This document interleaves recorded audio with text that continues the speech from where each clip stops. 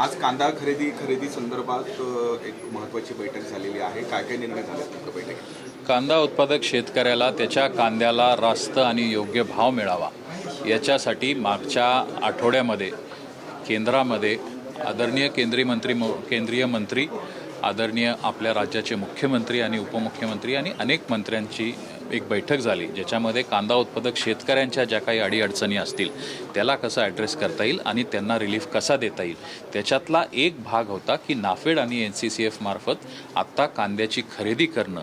आज आपल्याला महाराष्ट्र राज्याला नाफेडला 1,00,000 टन आणि NCCFला 1,00,000 क्विंटल असं 2 लाखाचं उद्दिष्ट 31 जूनपर्यंत केंद्र सरकारने दिलेलं आहे, ज्याची खरेदी मागच्या काळामध्ये आपल्या नाशिक जिल्ह्यामध्ये सुरू झालेली होती.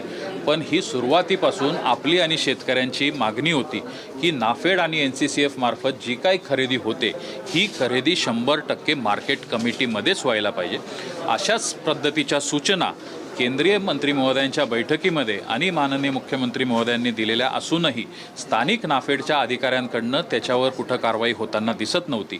म्हणून आदरणीय कलेक्टर साहेबांनी आज सर्व मंत्री महोदयांच्या आणि आमच्या सकट लोकप्रतिनिधी, मार्केटचे सर्व सभापती सचिव, IA जे आहेत यांची इम्प्लिमेंटिंग एजन्सी आणि नाफेड आणि NCCFचे अधिकारी अशी इथं बैठक झाली आणि ज्याच्यामध्ये ह्या सक्त सूचना देण्यात आल्या आणि नाफेडनी आणि NCCFनी पण इथल्या अधिकाऱ्यांनी ते मान्य केलं आहे की सोमवारपासून जो काही कांदा खरेदी नाफेड आणि NCCFच्या मार्फत होतोय हा 100% कांदा खरेदी हा कृषी उत्पन्न बाजार समितीच्या आवारामध्येच होईल. जो रेट केंद्र शासनाने त्याच्यामध्ये करून दिलेला आहे त्या रेटनी कांदा खरेदी होईल. सुरुवातीच्या काळामध्ये थोडीशी एक अडचण अशी पण येत होती की मार्केटेबल कांदा हे सुरुवातीचे निकष जे आलेले होते हे मोठ्या A ग्रेडच्या कांद्यासाठीच आलेले होते. त्याच्यामध्येही शासनाने पुढे जाऊन 2 पावलं अजून त्याच्यामध्ये सुधारणा केलेली आहे आणि URS ग्रेडचा म्हणजे थोडासा कमी ग्रेडचा कांदा पण त्याच्यामध्ये खरेदी होईल. 60% कांदा हा A ग्रेडचा खरेदी करायचा आहे आणि 40% हा URS ग्रेडचा कांदा पण खरेदी करून त्याच्यामध्ये शेतकऱ्याला त्याचा भाव मिळणार आहे. आणि त्याच्या संदर्भातल्या ज्या काही अडीअडचणी आहेत, सूचना आहेत, ह्या सर्व आजच्या बैठकीमध्ये दिलेल्या आहेत. उद्यापासून सोमवारपासून हा कांदा खरेदी ह्या इम्प्लिमेंटिंग एजन्सीज जेव्हा मार्केट कमिटीमध्ये करणार आहेत तर मार्केट कमिटींना पण आपल्या पणन संचालनालयाने सूचना दिलेल्या आहेत की त्यांना टेम्पररी 1 वर्षासाठीचे लायसन्स देण्यात यावे. मार्केटची जी फी आहे ही फी त्यांना माफ करण्यात यावी. फक्त लायसन्सची जी काही किरकोळ फी आहे ही ह्या एजन्सीजकडनं घेण्यात यावी. ज्या काही थोड्याशा त्रुटी मार्केटमध्ये जो कांदा खरेदी होईल तिथपासून ज्या गोडाऊनपर्यंत कांदा जाणार आहे तर याच्याबद्दल पण सक्त सूचना आत्ता देण्यात आलेल्या आहे की मार्केटमध्ये ग्रेडचा कांदा बघून घेतल्यानंतर त्याचं परत गोडाऊनवर ग्रेडिंग होणार नाही, जेणेकरून शेतकऱ्यांनी इथं कांदा दिला आणि तिकडं जाऊन कांदा रिजेक्ट झाला असं पण होणार नाही. मार्केटमध्ये जो कांदा तिथं खरेदी झालेला आहे तो कांदा गोडाऊनपर्यंत ट्रान्सपोर्ट करण्याची जबाबदारी ही शेतकऱ्याची नसून ही त्या इम्प्लिमेंटिंग एजन्सीचीच राहणार आहे. तशा पण सूचना आत्ता देण्यात आलेल्या आहेत. एकूण नाशिक जिल्ह्यामध्ये कुठल्या मार्केट कमिटीमध्ये ही खरेदी होईल आणि नाफेड आणि NCCF कडनं कांदा खरेदी केल्यानंतर थेट बाजार समितीमध्ये भाव हे वाढण्यासाठी मदत कितपत होईल असं आपल्याला वाटतं? 100% आता आपण जर मागच्या 1-8-10 दिवसामध्येच जर पाहिलं असेल तर ही खरेदीची अजून थोडीशी सुरुवात होत असतानाही 200-300 साधारणतः कांदा हा वरती भाव गेलेला आहे. आज 1700-1800 रुपये कांद्याला दर मिळतोय आणि शेतकऱ्याला पण हे ऐच्छिक राहणार आहे. त्याला जर बाजूचा व्यापारी जर 1800 रुपये 1700 रुपये दर देतोय तर इथं विकायची गरज नाही. पण इम्प्लिमेंटिंग एजन्सी नाफेड आणि NCCFला मात्र हे बंधनकारक राहणार आहे की त्याच्याकडे शेतकरी जो कांदा घेऊन येतोय, जो निकषामध्ये बसतो आहे तो त्याला विकत घ्यावाच लागणार आहे. आणि त्याच्यामुळे शेतकऱ्याला याच्यामध्ये विन विन सिच्युएशन आहे. बाजूला जास्त रेट मिळत असेल तर तो बाजूला विकत शकतो, पण त्याचा ग्रेडेबल असेल तर याला विकतच घ्यावा लागेल. हा विन विन सिच्युएशन त्याला होते. त्याच पद्धतीने नाफेडचा हा दर काही फिक्स नाही आहे. उद्या चालून मार्केट जसं वरती जाईल, उद्या चालून मार्केटमध्ये कांद्याचे भाव जर वाढले तर नाफेडचा हा आणि NCCFचा हा खरेदीचा दर पण वाढणार आहे. आणि त्याच्यामुळे मार्केटचे रेट जेव्हा वाढतील तेव्हा शेतकऱ्याला पण त्यांची खरेदी पण वाढीव रेटनी होणार आहे. आज आम्ही मागणी केलेली आहे की 2 लाख क्विंटल कांदा ही खरेदी होत असताना नाशिक जिल्ह्यासाठी हा खूप कमी प्रमाणात आहे. आमची मागणी केंद्र सरकारला त्या दिवशी होती की 10 लाख टनापर्यंत आम्हाला त्याच्यामध्ये खरेदीची इथं आपण सूचना कराव्या. एकदा मला हा विश्वास आहे की एकदा ही खरेदी झाली तर आपल्याला वाढीव उद्दिष्ट पण त्याच्यामध्ये मिळेल.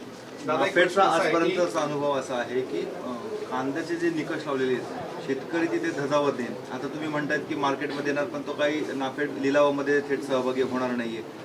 तर याची शाश्वती काय आहे की नाफेड तुम्ही म्हणता असं शेतकरी घेणारच? त्याच्यासाठी आता कलेक्टर महोदयांनी पण एक टीम गठीत केली.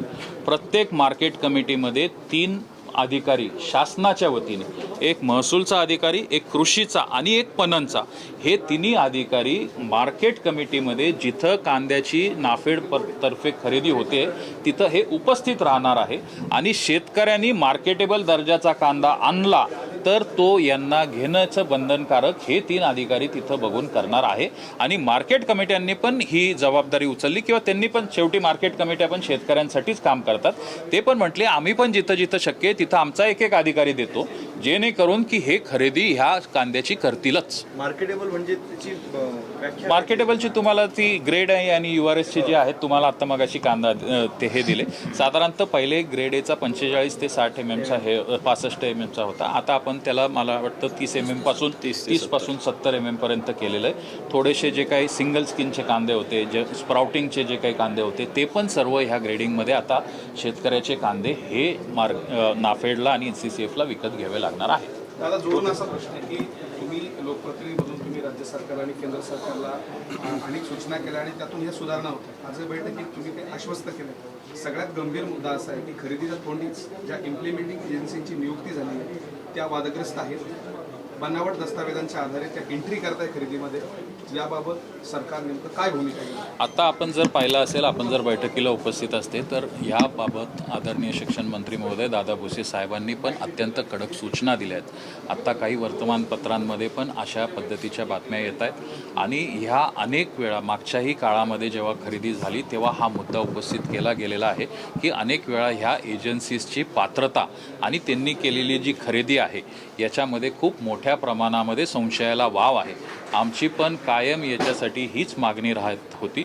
केंद्र सरकार आणि राज्य सरकार पण याच्याबद्दल अत्यंत कडक त्यांचं धोरण आहे की असे कुठलेही पुरावे किंवा अशा कुठल्याही एजन्सीज ज्या नियमबाह्य, ज्यांना ठेका मिळाला आहे किंवा ज्या नियमबाह्य काम करतायत अशांवर नक्कीच कडक कारवाई केली जाईल. आत्ता आदरणीय भुसे साहेबांनी तर अनेक कलमांनी त्यांच्यावर कारवाई करावी अशा पण सूचना दिल्या. कारण शेवटी एखादा चुकीचा माणूस जर तिथं काम करतोय तर हा शेतकऱ्याची फसवणूक करतोय, हा शेतकऱ्याला कुठंतरी बाधा आणतोय. आणि म्हणून केंद्र आणि राज्य सरकार याच्यावर कडक कारवाई करणार आहे. आपल्या 1980 पासून नाफेड सोबत काम करणाऱ्या एजन्सी ज्या होत्या, प्रमुख सहकारी संस्था होत्या, त्यांना तांत्रिक अडचणी आणून खरेदी डावलण्यात आलं आणि 4-5 वर्षापूर्वी स्थापन झालेल्या संस्थांनी वादग्रस्त आहे. हे बिलकुल तुम्ही एकही मेंबर सोसायटीला स्थान देण्यात आलं नाही नाफेड सरकार. तुम्ही म्हणतात त्याच्यामध्ये काही अंशी सत्यता पण आहे. पण ह्या गोष्टी आपणही केंद्र सरकारच्या निदर्शनास आणून देऊ.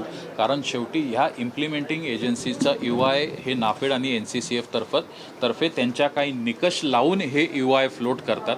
त्या निकषामध्ये आपल्याही संस्था, जसं आता आपण जर पाहिलं आणि आदरणीय भुसे साहेब असतील, आदरणीय भुजबळ साहेब असतील, यांनी पण ह्या सूचना केल्या की मालेगाव असेल, येवला असेल, इकडं कुठलीच एजन्सी दिली गेलेली नाही आहे.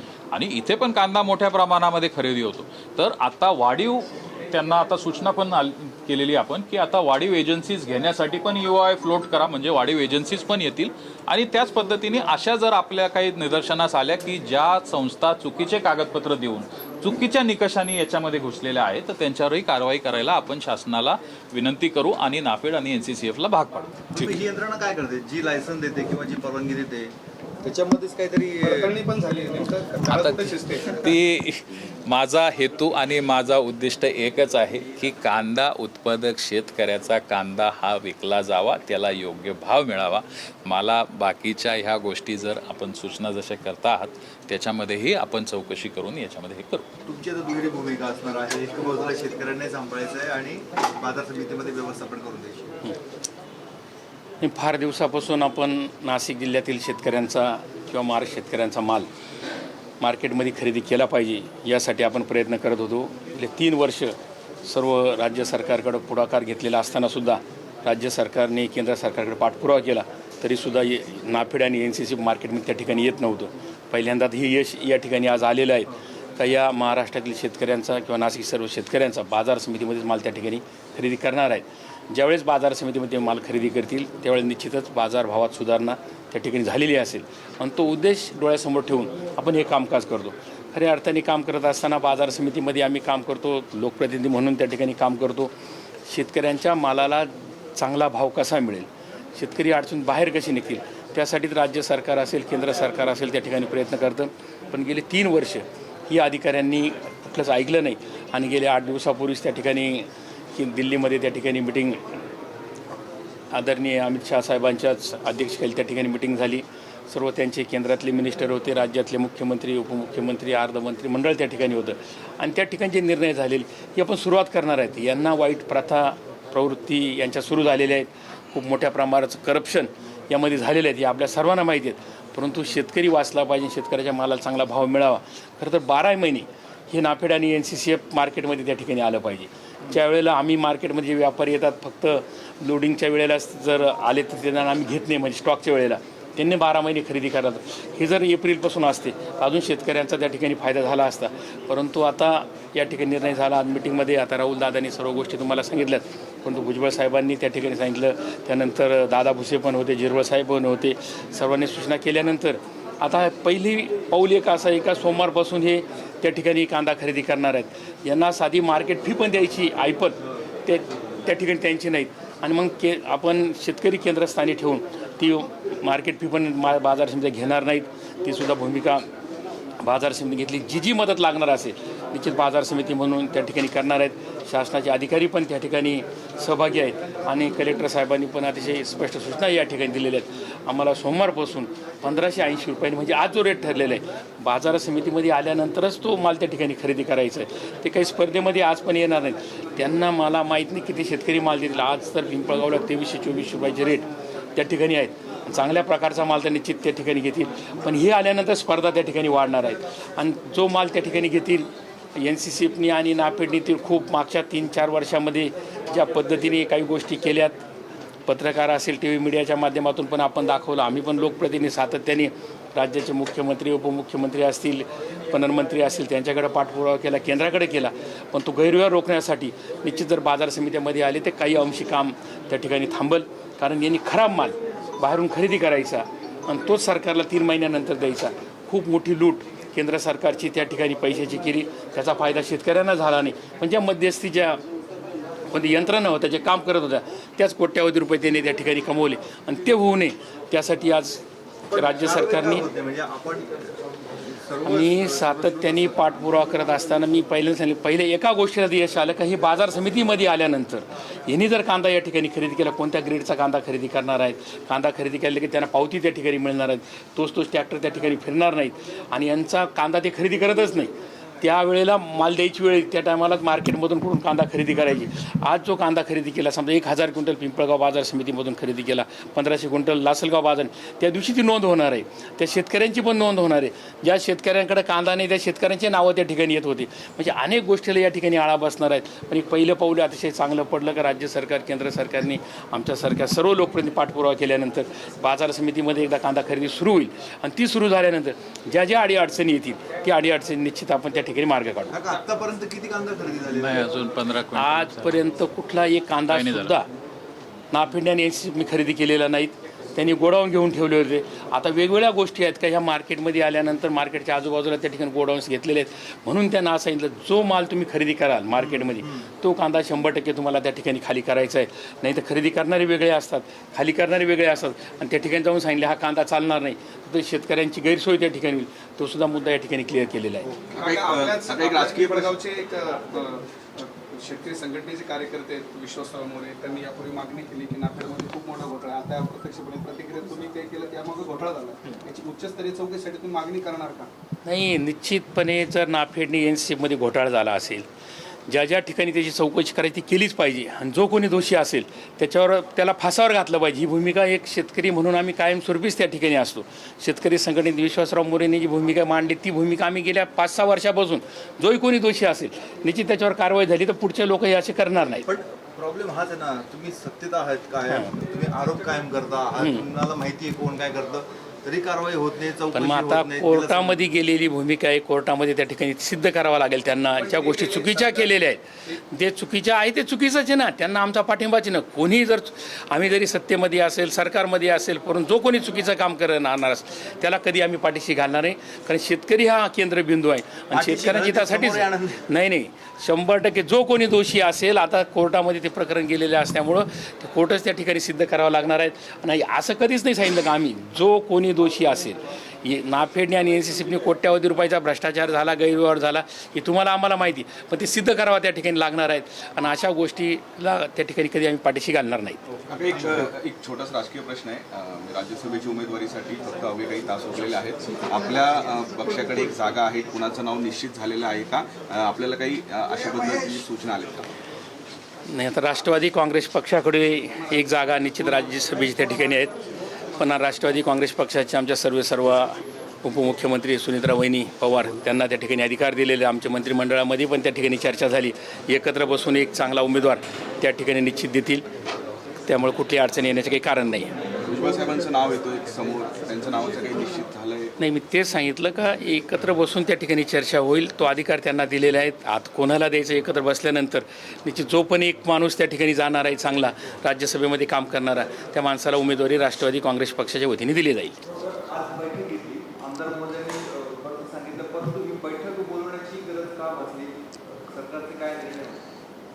कांदाच्या जो मार्केटिंगचे क्षेत्र आहे त्याच्या संबंधमध्ये ज्या लोक संबंधित आहेत त्याच्यामध्ये NCCF आणि नाफेडचे इम्प्लिमेंटिंग एजन्सी IA त्याच्यासोबत जो APMCचे अध्यक्ष व सचिव आहे ज्या ठिकाणी कांदाची खरेदी होते आणि त्याच्यासोबत CWCचे जो गोडाऊन चालक आहे त्याच्यासोबत CWC नाफेड NCCF आणि department of consumer affairs DDR आणि पणन विभागाचे अधिकारी एवढं लोकांना या बैठकीमध्ये आमंत्रित करण्यात आलं होतं. या बैठकीमध्ये आपला बेसिक उद्देश हे होता की आपला जो कांदा खरेदीची जो गोष्टी आहे त्याच्यामध्ये एक सूत्रता यावा आणि कुठल्याही प्रकारचे अगर कन्फ्युजन कोणाच्या मनात असेल ते सगळे कन्फ्युजन आपल्याला काढायचे आहे. कन्फ्युजन्स आणि कन्फ्युजन मुक्ती करायचे आहे आणि कॉर्डिनेशन सगळे यंत्रणामध्ये बसवायचे आहे. त्याच्या अनुषंगाने या बैठक आज बोलवण्यात आली होती. संस्था होत्या ज्या सध्या नाफेडच्या माध्यमातून कांद्याची खरेदी करत होत्या त्यांचा आता पुढचा रोल कसा असणार आहे आणि जिल्ह्यातील मार्केट कमिटीची संख्या जास्त असतात ह्या आजच्या या बैठकीमध्ये काही मुद्द्यांचे निर्णय झाले. आपल्याकडे IAS जो आहे इम्प्लिमेंटिंग एजन्सीज 39 आहे 20 + 19 NCCF आणि आणि नाफेडचे. या IASला आत्ता बाजार समितीमध्ये खरेदी करण्याची सूचना देण्यात आलेली आहे. याच्या अनुषंगाने बाजार समितीनी त्याच्या जो टेम्पररी लायसन्स आहे त्या संबंधितांना काढून द्यावा. मंडी फीस त्याच्यामधून घेऊ नये याची पण सूचना देण्यात आलेली आहे.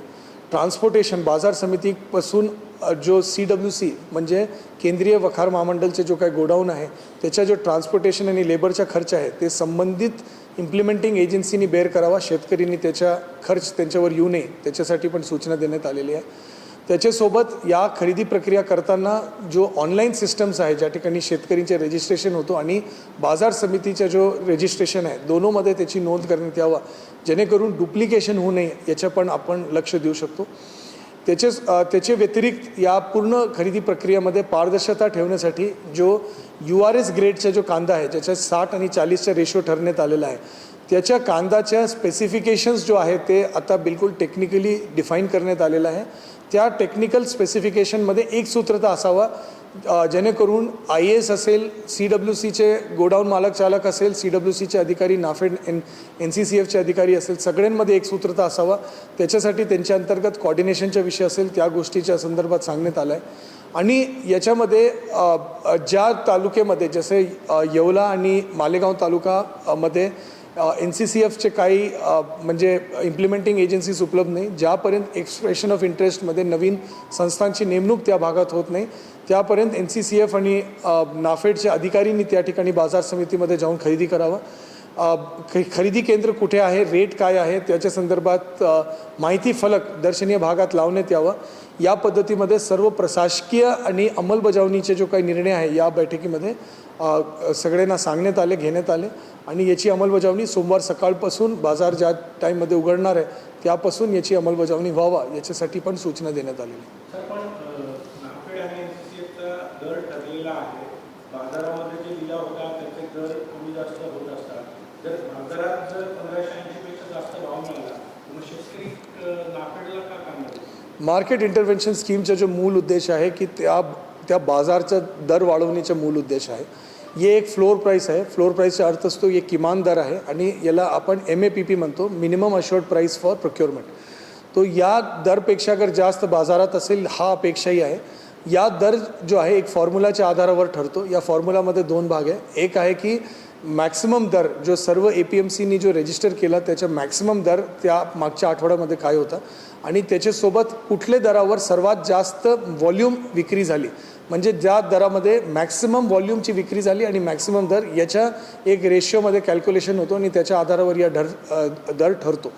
तो या दर आठवड्याच्या शनिवारच्या दिवशी हे जाहीर होतो आणि पुढच्या आठवड्यामध्ये याची खरेदी प्रक्रिया राबवण्यात येतात.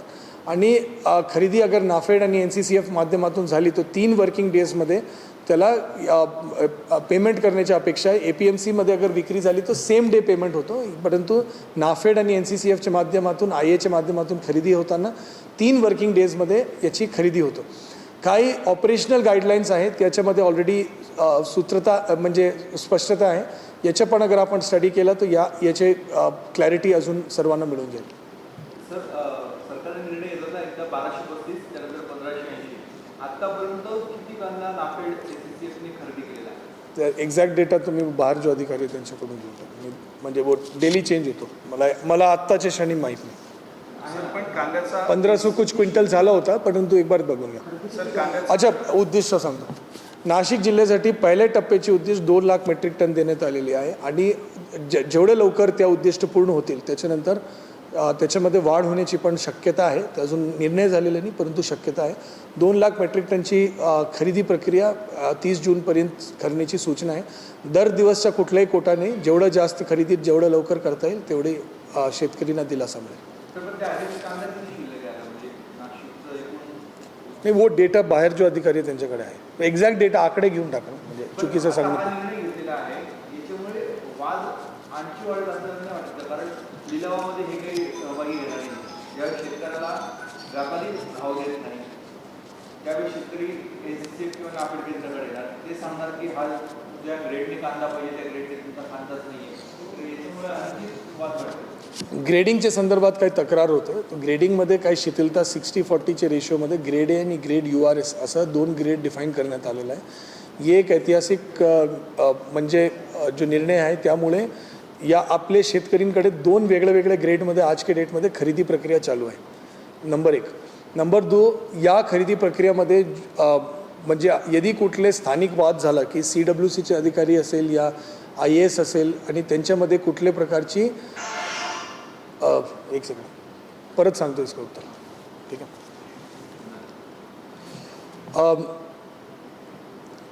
खरेदी केंद्रामध्ये ज्या ठिकाणी शेतकरी खरेदी करतात त्याच्यामध्ये 2 ग्रेड्स अंतर्गत खरेदी होतो. त्याच्यासाठी एक रेशो 60 आणि 40चा रेशो डिफाईंड आहे. एक 2 जूनचे जो ऑफिस मेमोरँडम आहे OM आहे त्याच्या अंतर्गत हे डिफाईंड आहे. या खरेदी करताना यदि कुठल्या प्रकारची एकमत अगर होत नसेल की CWCचे अधिकारी असेल या IAमध्ये एकमत होत नसेल त्याच्यामध्ये एकमत करून घेण्यासाठी आणि जो आपले तज्ज्ञ व्यक्ती आहे त्याची सहकार्याने एकमत करून घेण्यासाठी आज याची कोऑर्डिनेशन याचा समन्वय या ठिकाणी करण्यात आलेला आहे. यदि शेतकरींना कुठले तक्रार असेल आणि त्यांना अगर काही सहकारीची गरज असेल त्याच्यासाठी 3 विभागाच्या अधिकारीला या ठिकाणी नेमण्यात आलं आहे. प्रत्येक APMC आणि प्रत्येक तालुक्यासाठी कृषी पणन आणि महसूल विभागाचे अधिकारी. 2 प्रकारचे आपल्याकडे बेसिकली याच्यामध्ये वाद निर्माण 2-3 प्रकारचे वाद निर्माण होतो. 7-12ची रजिस्ट्रेशनच्या संदर्भात वाद होतो, त्याच्यासाठी महसूलचे अधिकारी नेमण्यात आले. ग्रेडिंगचे क्वालिटी पॅरामीटर्स काय आहेत आणि त्या पॅरामीटर्सचे त्या कांदा त्याच्यापेक्षा चांगला आहे की वाईट आहे, त्याच्यामध्ये यदि कुठल्याही प्रकारचे एकमत होत नसेल आणि वाद होत असेल तर त्याला सोडवण्यासाठी अधिकाऱ्यांची नेमणूक करण्यात आली.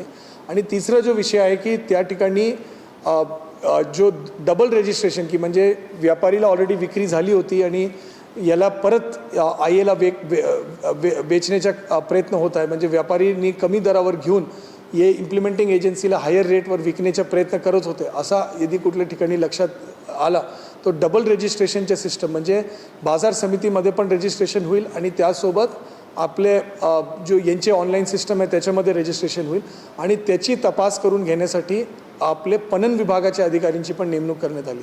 तर या तीनों प्रकारची जो तक्रार आहे त्याची तपास तालुका स्तरावर योग्य रीती व्हावा याच्यासाठी अधिकाऱ्यांची नेमणूक करण्यात आली.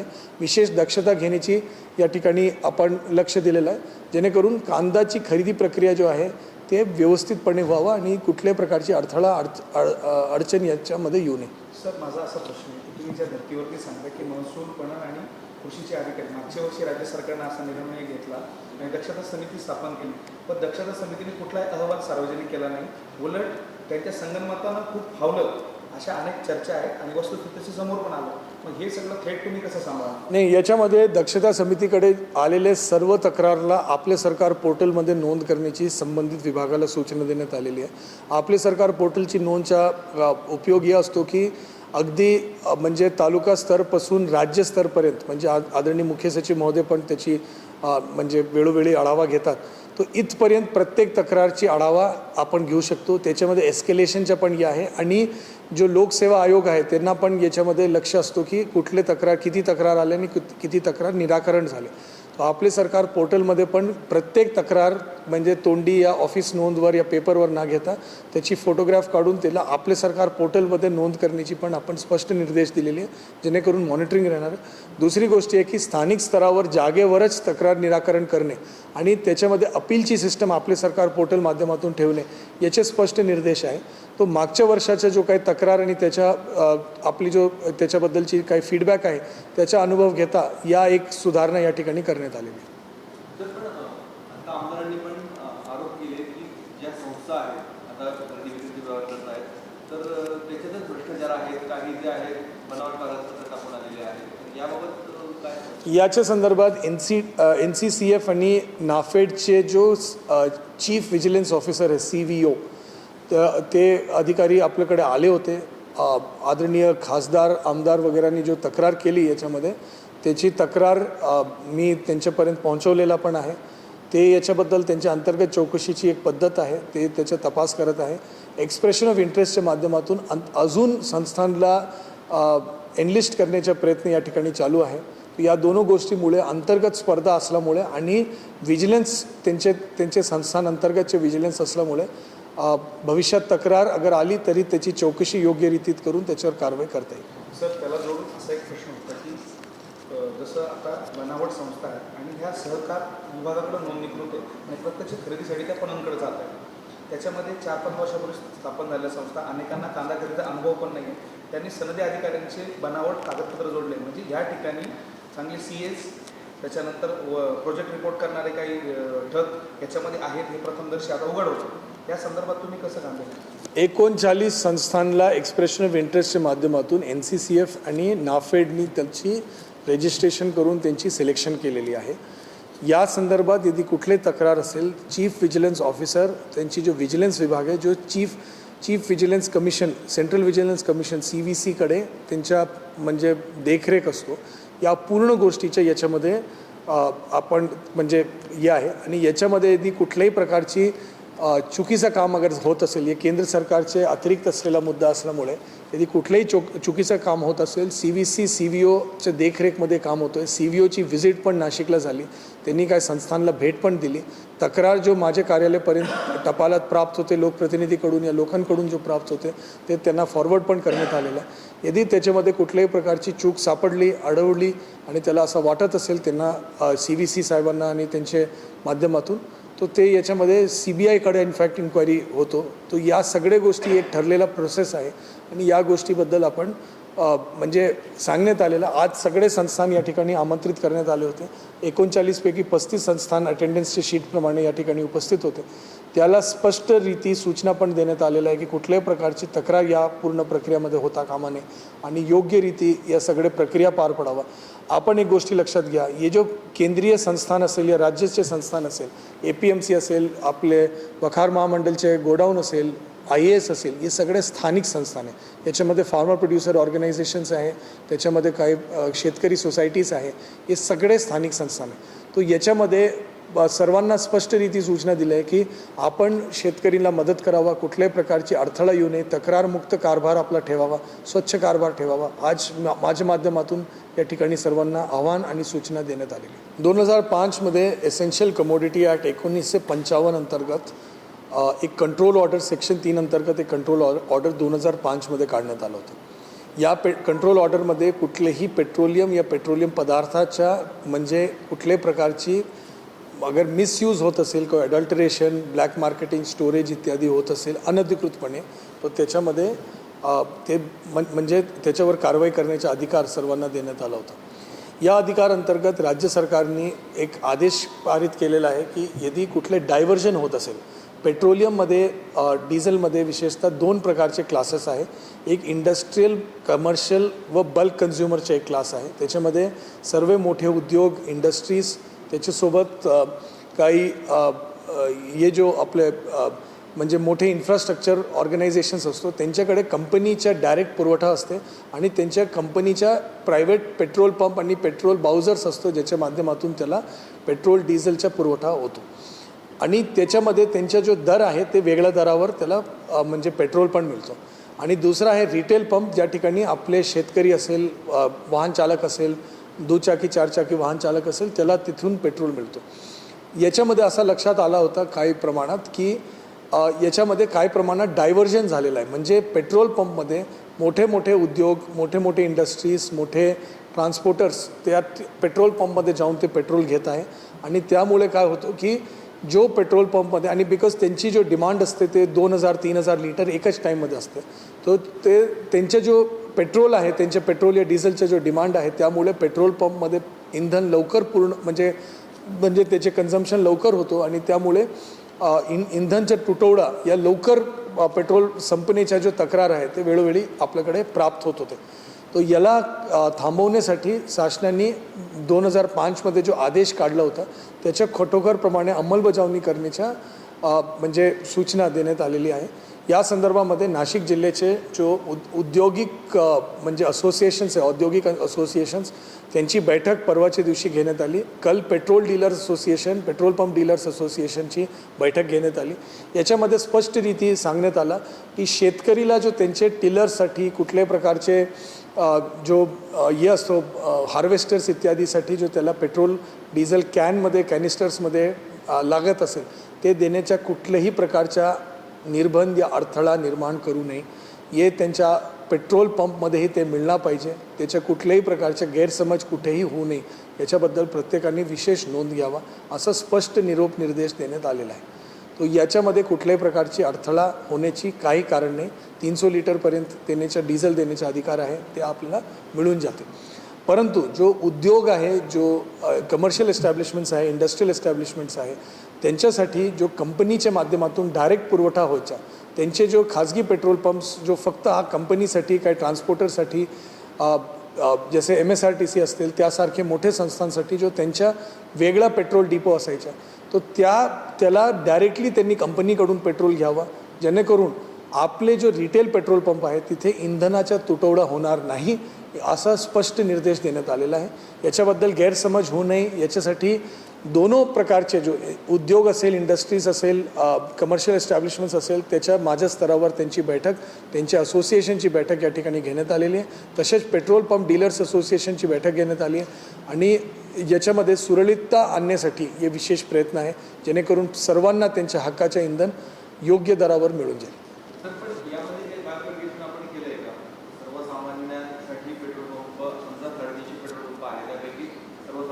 600 पेट्रोल पंप आहे जिल्ह्यात. याच्यामध्ये ऑलरेडी उद्योगांची रजिस्ट्रेशन्स आहे. नाशिक जिल्ह्यामध्ये प्रत्येक ऑइल मार्केटिंग कंपनी उद्योगांना म्हणजे डायरेक्ट पेट्रोल इंधनचा पुरवठा करत होती. तो जसं अगर आपण उदाहरण म्हणून पाहिलं तर जसं आपल्याकडे बसची सेवा देणारे कुठले कंपनीज आहे, टॅक्सीचे मोठे स्टँड्स आहे, त्यांच्याकडे त्यांचे प्रायव्हेट पेट्रोलचा म्हणजे पंप असतो आणि त्या ठिकाणी डायरेक्ट कंपनीकडून पेट्रोल येतो, डिझेल येतो, तो त्यांनी तिथून डायरेक्टली घ्यावा. काही ठिकाणी जनरेटरसाठी फ्युअल लागतो, त्यांचे बाउझर्स कंपनीकडून डायरेक्टली येऊन त्यांचे जनरेटरमध्ये टाकीमध्ये 1000 लिटर 2000 लिटर पेट्रोल भरून घेतात. तर यासारखी ऑलरेडी एस्टॅब्लिश सिस्टम आहे. फक्त मागच्या काही महिन्यामध्ये असं आपल्याला लक्षात आलं की काही जण कंपनीकडून ना घेता जो त्यांचे एक पूर्ण लाईन ऑफ पुरवठा आहे ते डायरेक्टली पेट्रोल पंपमध्ये जाऊन घेत होते आणि मोठी संख्येमध्ये घेत असल्यामुळे त्या ठिकाणी इंधनाचा जो म्हणजे कंपनीकडे अगर लेट्स से की 10,000 लिटर पेट्रोल त्याच्या टाकीत असेल, अगर एकच व्यक्तीने येऊन 3-4 हजार लिटर घेतलं जो इंधन लवकर संपत होता आणि त्यामुळे जो आपले सामान्य नागरिक आहेत, दुचाकी चारचाकी वाहन चालक आहे, शेतकरी आहेत, त्याला पेट्रोलचा तुटवडा येत होता. त्या प्रश्न सोडवण्यासाठी या पूर्ण गोष्टीची सूचना कल्पना देण्यात आली आणि हे कायद्यांनी 2005 पासून याच्यामध्ये स्पष्टता आहे. 2017मध्ये हायकोर्टमध्ये केस झाला होता, त्याच्यामध्ये पण सामान्य उच्च न्यायालयाने पण याच्यामध्ये स्पष्ट निर्देश, केरला उच्च न्यायालयाने स्पष्ट निर्देश पण याच्यात देण्यात आलेला आहे आणि याच्यामध्ये आता कुठलेही दुमत नाही. फक्त 2-3 महिन्यापासून याची एक चेंज झाला होता. त्याला जो कायमचा जो सिस्टम आहे, जो आधीपासूनचा सिस्टम आहे, त्या आधीपासूनच्या सिस्टमप्रमाणे प्रत्येकाने जावा याची सर्वांना विनंती. पण आता माझा प्रश्न आहे की अंबड समजा आपली MIDC आहे, तर तिथले काही कंपनी चालक आजूबाजूच्या एखाद्या पेट्रोल पंपावर पेट्रोल आधी घेत असेल, पण आता तुम्ही म्हणतात की तिथून सर्वसामान्यांनी घ्यावं, त्यांनी दुसरीकडे घ्यावं, तर त्यांच्यासाठी व्यवस्था काय आहे? त्यांच्यासाठी कंपनीचे जो बल्क कन्झ्युमर्ससाठी एक वेगळी विंग आहे. एक प्रत्येक कंपनीमध्ये 2 विंग असतो. एक पेट्रोल पंपचा विंग असतो, एक बल्क कन्झ्युमरसाठी विंग असतो. त्यांनी बल्क कन्झ्युमरकडून घ्यावं, बेसिक आहे. ते आधी घेत होते, याच्या कुठलंही दुमत नाही. फक्त मागच्या 3-4 महिन्यामध्ये ते घेणं बंद करून रिटेल पेट्रोल पंपमध्ये घेत होते. या गोष्टी नियमांनी म्हणजे 2005 पासून जो कंट्रोल ऑर्डर आहे त्यापासून त्याच्यामध्ये नियमांनी ते म्हणजे अनुचित आहे, त्या गोष्टी त्यांनी उचितरित्या करावं.